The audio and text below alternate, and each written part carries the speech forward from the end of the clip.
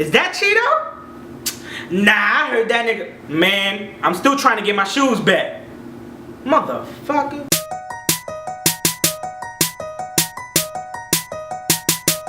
What's poppin', fam? You already know who it is. It's your boy Cheeto. Before we get to some shit talking, let me go ahead and introduce to you the producer of the week. This week we have Venom, and his beat is in the background. You can hear it, blah blah blah. His links are gonna be in the description box below. Not only that, but he also just dropped a new beat tape.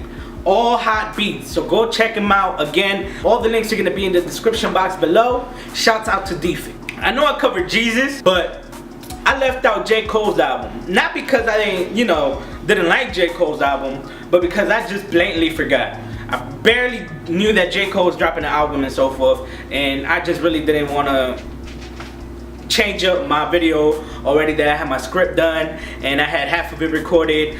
Yeah, fuck you. The J. Cole album, one of the hottest albums I've heard thus far. I've been playing it back to back. I got it in my car, I got it on my iPod, I got it on my phone.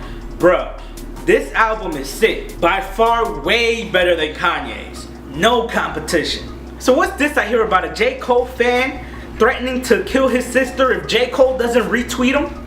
You dumb as fuck. Bruh, if I was J. Cole, of course, I would retweet him just in case. But I'll go visit him at his house directly and be like, hey bruh, I heard you was a fan of mine. Word? Cool shit. Bitch, how dumb you gotta be to threaten your little sister? I don't care if it was a toy gun or not. That shit's ridiculous. But in all seriousness, dude's a dick for doing that. Now back to these album reviews. In the battle between Kanye, J. Cole, and Mac Miller, Kanye came in at 328,000 units sold. J. Cole came in at 298 units sold. And Miller coming in at 102,000 units sold in 1 week. I give props to all three of them, but it's all about Kanye versus J. Cole. Besides blowing Mac Miller out the water, J. Cole's album was nice lyrically for album sales. To be honest with you, nobody fucks with lyrical rappers anymore. Now, my thoughts on the album personally, I've been bumping the Cole album since it dropped, back to back. More than I can say for that disgrace of an album that Kanye dropped. I became more of a J. Cole fan listening to each track in this album. What are my favorite tracks? She knows. She knows. I know she knows.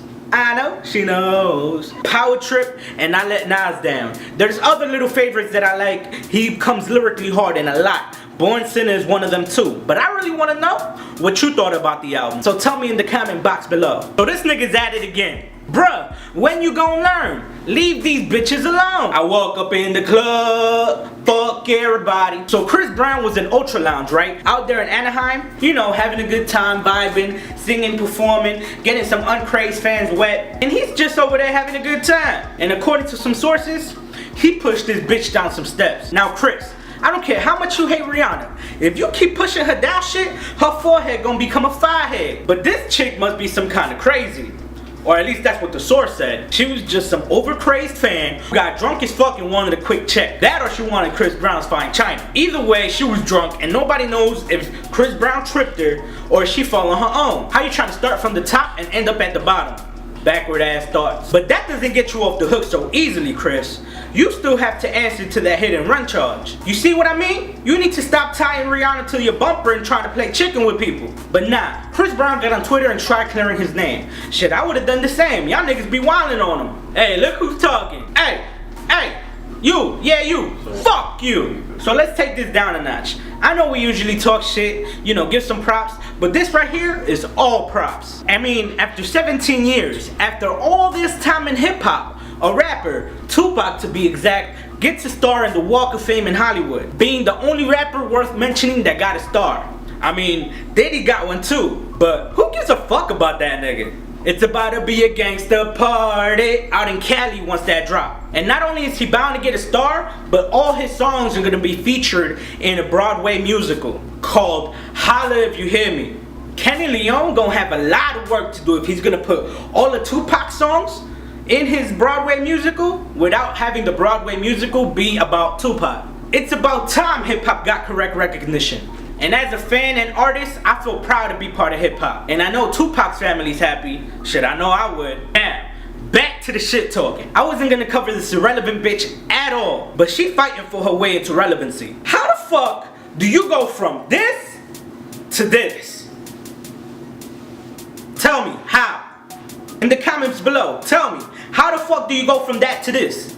My nigga, I used to have the biggest crush on Amanda Bynes when I was in middle school. Amanda show. She was cute, funny, and successful. But now, she's none of those. And she's trying so hard to be relevant nowadays. Starting to look like Honey Cocaine and Crenshaw fucked her up and then did her makeup. Looking like a Sour Patch Kid is trying to run out your mouth because so many dicks been in that bitch and not enough toothbrushes been in there. Old I Wanna Be Famous looking ass dissing Rihanna, Drake, and now she's trying to get Waka Flocka to work on her album.